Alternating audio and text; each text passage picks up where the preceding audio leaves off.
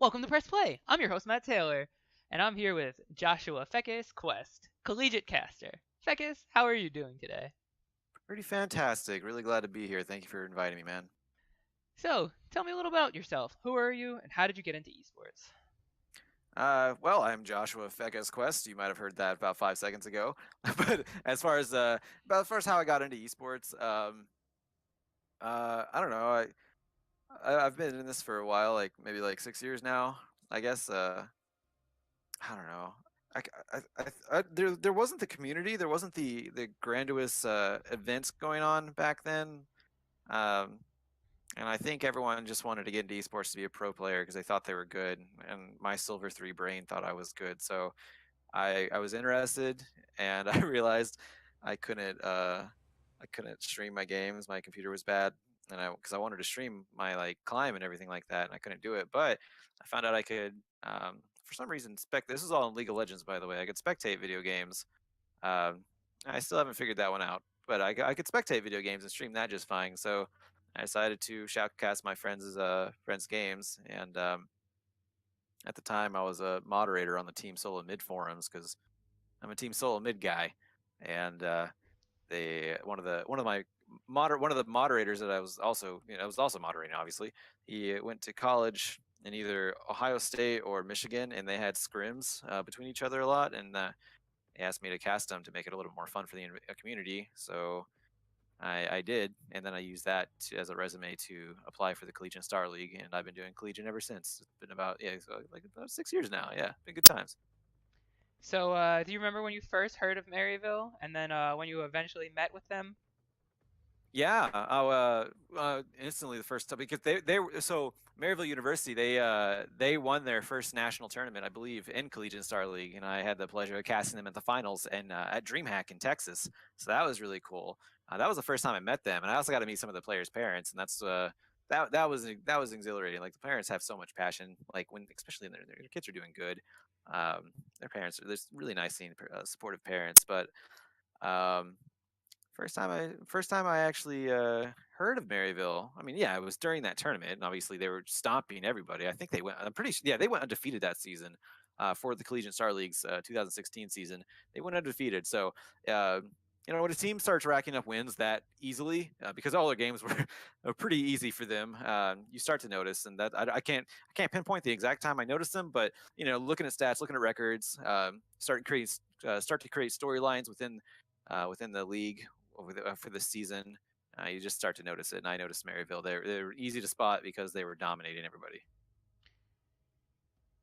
Okay, so in traditional esports, we have academy and like challenger level for League of Legends, where they'll grind a team house and they'll all play together and they'll get a menial salary. Typically, I mean, we don't have to name numbers, but at least half. I mean, around half of what a pro player will get, and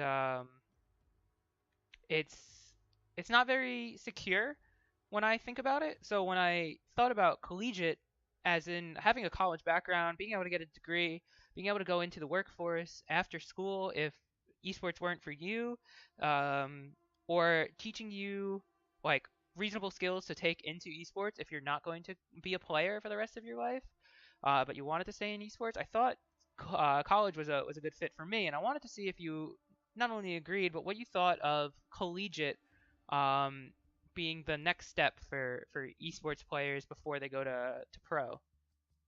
Oh no, that's definitely collegiate is. I highly. I'm very behind collegiate being the next step, being the step two pro, and sometimes, especially if you're staff, because I mean now, yeah, like you said with amateur and academy, they have their own houses and things like that, and they have an infrastructure just like pro leagues, pro players do. And collegiate now, it's been going on for again. I've been doing it for quite a while, and I've seen it grow from a place where um, just any of the we'll just take League of Legends for instance. Like there's 5 players, and back in the day you would see those 5 players act not just as players but also managers. They would schedule everything themselves. They would have to schedule scrims by themselves. They would have to analyze their own games. They would have to coach all themselves. And Now, fast forward to 2019, you have staff. Colleges actually have staff now. You don't have to put that burden on the player. The player can now just play and focus on themselves and helping out the team as a player rather than having to fill multiple roles, which is really cool. Seeing infrastructure in collegiate has been incredibly refreshing, and it gives me a lot of hope for the future of legitimacy for collegiate going into pro league. And that actually what I was going to get at because now we actually just saw it recently because some of the colleges will have been bringing on pros to their team now, whether it be actual players or staff members. It doesn't matter because now there's an actual viability in collegiate esports to where um, yeah, it's a platform to go to pro if you want to, but if you don't find pros working for you, or you want to go back to college, you can go back to collegiate, and there's a very viable spot for you now. I Yeah, collegiate it's grown so much, and I know there's so much more to grow, but we're at a really good time for if you want to be a collegiate athlete, a collegiate um, in collegiate esports in general. It's a really good time for that. Did that answer the question? I It kind did. of forgot. Yeah, It I kind of got on a tangent there, and and I think, it yeah, kind of tied in with the next question, which is, do you think Maryville has played an important role in collegiate growth? yeah, no, very much so. What Dan has done over in Maryville has been almost a template for what a lot of other people have done.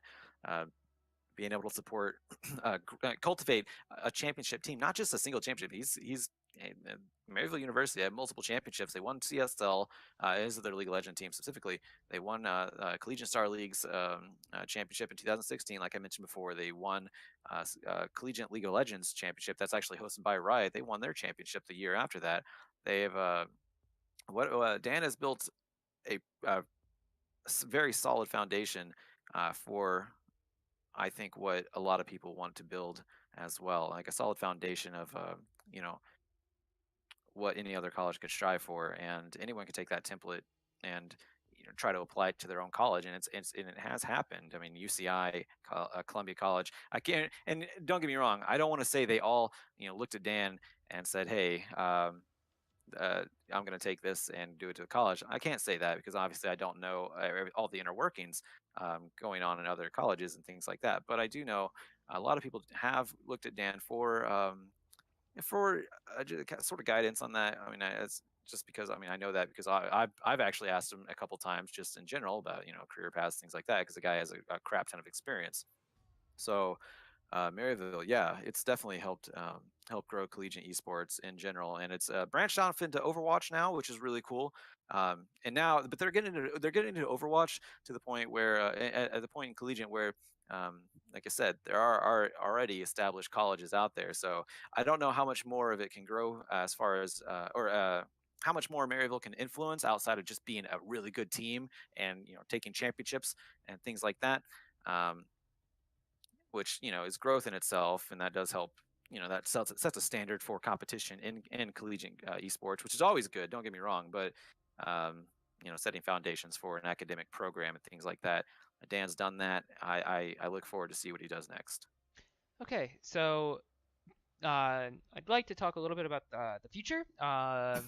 So down the next 5 years, we actually just had the announcement that the Big East is going to have um, a collegiate conference in League of Legends. So Yeah, we've seen the Georgia Cup come in, and we've seen the Peach Belt Conference, and a couple of other conferences sign up. Where do you see collegiate esports going? Maybe in the next like 5-ish years. this What? is such a hard question because there is so much. I don't want to say hate, but there's a lot of kind of stay out of my yard with NCAA because Fair. when you're outside of collegiate, when you're not a gamer and say like you like traditional sports, you like football and basketball, but you're interested in collegiate video games, you you're so used to and wrapped up to NCAA being the thing, unless. What is it? NAIA. NAIA is is an organization as well for the smaller schools, but NCAA, like they're the powerhouse over in traditional sports, and they've recently commented on esports, and it doesn't seem very good as far as NCAA goes. Now, with that being said, do I think esports is going to go that route? Oh man, that's 5 years from now is a long time. I've seen the growth that happened in the first 5 years, and man, the 5 years from now is going to be enormous. And oh, you know what? Well, Yeah, you don't have to speculate, but it looks yeah, like it can grow. no, okay, if Mhm. that's the case. Yeah, just generalization. Yeah, there's a huge amount of growth because yeah, Big East is signing up, and Big Ten's already been there. They're still there. Peach Belt Conference has also joined, and this is for League of Legends specifically. Yeah, there's still a lot of room to grow. Pac-12 has been, I believe, doing their own thing, but it's only a matter of time before they get integrated. Um, uh, there's there there there's so much more that can grow, and it eventually will in the next 5 years. I think it's going to be a fully fleshed out circuit with all the schools having their own, their own regions. I mean, similar to what they do now, but having like the Big East and all that such things. Was it Mountain West? I think it's called Mountain West. They host over here in Vegas sometimes. Actually, I think they're coming back to Vegas this year. So yeah, I mean, 5 years from now, there's just going to be nonstop growth for collegiate, and I'm really looking forward to it. All right. So, before we get into game, do you have any fun Maryville memories you'd like to share? Yeah, man. You know what? Since you guys win, since since I'm part of the staff of like tournaments that they host or that they're a part of, rather than that Collegiate Star League hosts, I do get to chill with them quite a bit, and yeah, fun Maryville memories. Honestly, anytime talking to Dan, it's pretty freaking cool because I mean he's just a really chill dude, and like I mean, obviously he just wants to win, but he also wants what's best for his students. Anytime chilling with him, chilling with the staff, I think it was that at Hugh Fest or was that Columbia College? I think it was actually Columbia College, the Midwest Campus Clash. We all chilled and ate pizza afterward. That was really cool. Just getting to wind down, talk to all the talk to the players. That was really cool. DreamHack. Honestly, DreamHack. Meeting the guy for the first time. Was I the one that presented the medals? I think I should remember that, but it's been a while, and my brain is not what it used to be. But yeah, getting to just meet them in person and getting to see that intensity in person is just really cool. Yeah, I've never actually had a bad memory of Maryville. I mean, a couple of the players can be sarcastic at times, but I won't go into that. Ah, what a guy he was, without Oh yeah, naming any names. But it's okay. yeah, no, Maryville's always been quite intense. I'm sure you remember how loud they got at Harrisburg in the Overwatch room, Yeah, and they were just an overpowering force that it comes from being at the school and being under Dan's wing and knowing that we're the best in the room. So it's always been nice to be a Maryville student, and we've always had a good atmosphere. yeah. But It seems like there's a lot of passion that's instilled in that program. So yeah, whoever goes there is going on they're going there to win. So that's something to always keep in mind if they're going to Maryville. all right, so we can sign. So if I remember correctly, you were looking to cast Rainbow Six for Upsurge. How did that work out? Uh, you mean like how I got Like the you, reference and joined? yeah, that, and then how's it been going? Okay. So I so I've stepped away from League for a little bit, and I'm pretty sure that was I want to say it was a good thing. One of my friends is he casts League of Legends, and obviously he's my friend. We're cool.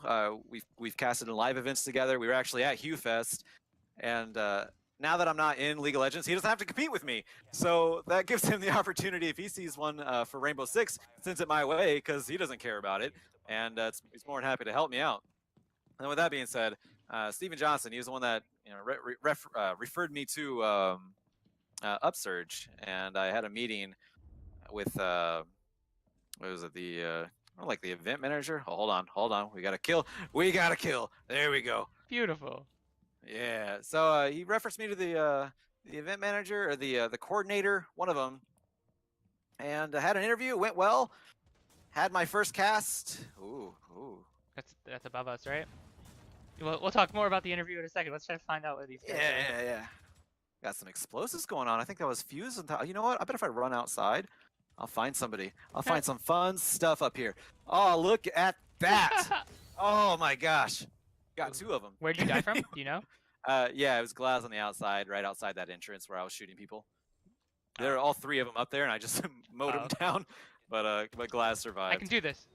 Hell yeah! You got it. I got it. That was beautiful.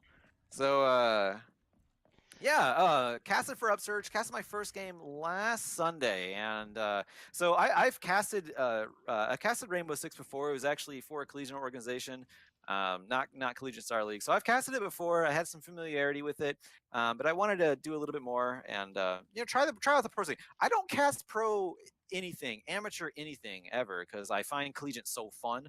I like it. I like the atmosphere. I like the people behind it. So I usually stay away, but I was like, you know what? I'm getting into a new game. I'm branching out a little bit from League of Legends, and I'm going to take it one step further and try out amateur. So Upsurge is there, and again, I already had a reference. It was cool, and I liked the meeting I had. So had my first cast last Sunday, and it was subpar because I had to stream it too, and I have never spectated. Actually used the spectating controls in Rainbow Six, and I was so confused. I eventually got things down though, and once I did, my casting was way better. Like I feel very comfortable casting Rainbow Six because, I mean, coming from League of Legends to Rainbow Six, it is so much easier because League of Legends has like over 130 champions, 140 probably now at this point, and I go to like how many operators are here? Like maybe like 30 or 40 operators, and they don't have 5 abilities all at once. It's really easy to cast this rather than League of Legends. And like I said, once I got the non-streaming things down, or I'm sorry, once I got the streaming aspect down and the spectating controls, it was a lot easier. In the collegiate ones I casted, I had someone. We So fun fact about Ubisoft, they only have one spectator slot. When you have multiple people who need to spectate, that becomes problematic. So what we did was we had one person spectate, and we shared screens on Discord, which was very low quality, but that's just how you have to do it. And they had someone spectating for me, so I didn't have to worry about any of that. And it was nice casting. I like casting Rainbow Six a lot, and I hope to do better at both spectating, streaming, and all that for Upsurge. So I remember when you would cast League of Legends, you'd always be on Twitter with all of the League of Legends players, whether they be amateur or collegiate. So you were like a very big part of the community, and everyone like started to get to know who you were. Would you say the Rainbow Six community was a welcoming community to join? Was it? Yeah, yeah. The college. So there's college community can be different. Same with pro. There's a and same. I'm the same with amateur. I'm assuming. When I did college, yeah, everyone was super inviting. I I make it a habit to not look at Twitch chat during cast because it tilts me really badly because they'll just pick on something so small. But the Rainbow Six community, I looked at some of them just to get a frame of reference. Nice kill, by the way. Thanks. I Oh, there's one more in the room, two more in the room.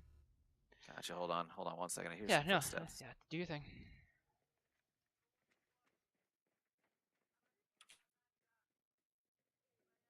Okay, no one's here. So yeah, I looked at the chat. I glanced just to get frame of reference here and there, and it was actually not bad. People were actually really they had positive feedback, and they were actually really inviting of me. So that was very nice to experience. Got him. That was very nice to experience, and I knew I was streaming for the Upsurge one, so I'll be honest, I did not look at the chat on that one because that one I did kind of know better. But oh shoot, I just got a. Hold on 1 second. There you go. Only Jaeger.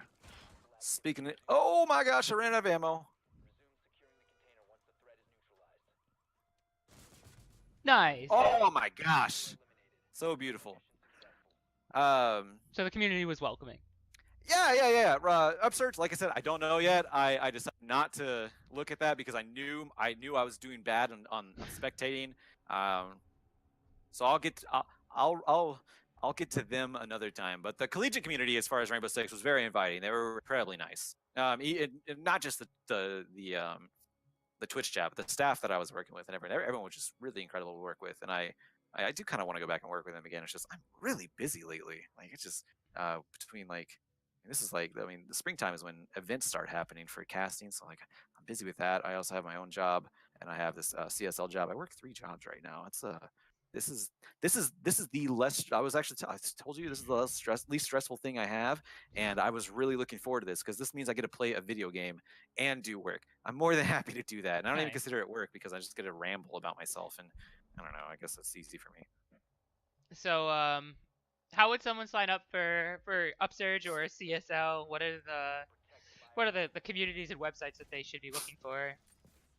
Upsurge, you can just go to their website. I think it's just upsurge.com. There's you can definitely Google that one. For CSL, obviously you have to be a student. You have to register. There's a whole process for that, and that's on our website as well. cstarleague.com. And yeah, you have to be a student. You have to prove that you're a student. There is a process. I've never been through it because I haven't actually played. I actually haven't had to sign up because I'm not a student. But yeah, all that information is on the website though, and it's as long as you're a student, you're doing well, and it's pretty easy to sign up. Great. Well, thank you so much for the interview, and let's enjoy the rest of this gameplay, and then we'll call it a day. Yeah, man, Yeah. Yeah. I'm Do it. actually having a good game. This is really good for me. Thank you for this. By the way, thanks so much for having me on. This has been really nice. I guess the enemy team's just kind of doing their thing now. Yep. Seems like a typical Rainbow Six game. Oh, also, I don't know what Rook does. I just know my friends play him a lot, and I know he's competitive. Rook drops down armor, and Oh, he's also one of the 3, or is it 4? I think it's 4. One of the 4 operators on defense that have ACOGs. interesting. Yeah, man. I could deploy a booby trap. Yes. Yeah, I've played about 3 hours of this game, so it's mostly new to me. Oh, I But love this game, man. my friends play all the time, and I love to watch them play. It is really nice. Oh, I got this guy. Nice.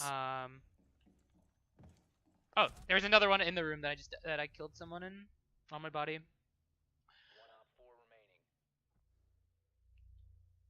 So, but yeah, no, I love the team play aspect of the game, Yeah.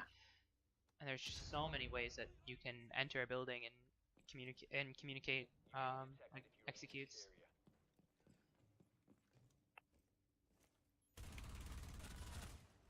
And the final kill of the game. Whew. That was terrible shooting. I missed so Yeah, much here. Oh my gosh. but it will look great on the stream. I got him. I got him. But thank you so much again. This is Matt Taylor Lal signing out.